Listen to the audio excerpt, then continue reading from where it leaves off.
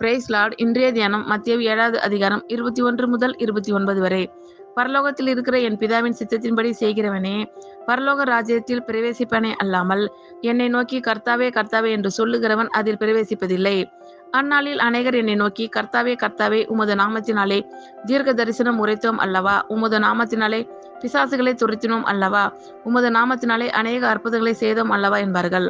அப்பொழுது நான் ஒரு காலம் உங்களை அறியவில்லை, அக்கிரம செய்கைக்காரரே, என்னை விட்டு அகன்று போங்கள் என்று அவர்களுக்கு சொல்லுவேன். ஆகையால் நான் சொல்லிய இந்த வார்த்தைகளை கேட்டு இவைகளின்படி செய்கிறவன் எவனோ அவனை கன்மலையின் மேல் தன் வீட்டை கட்டின புத்தியுள்ள மனுஷனுக்கு ஒப்பிடுவேன்.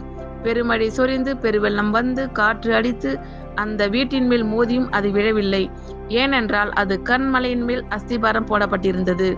நான் சொல்லிய இந்த வார்த்தைகளை கேட்டு இவைகளின்படி செய்யாது இருக்கிறவன் எவனோ அவன் தன் வீட்டை மணலின் மேல் கட்டின புத்தியில்லாத மனுஷனுக்கு ஒப்பிடப்படுவான்.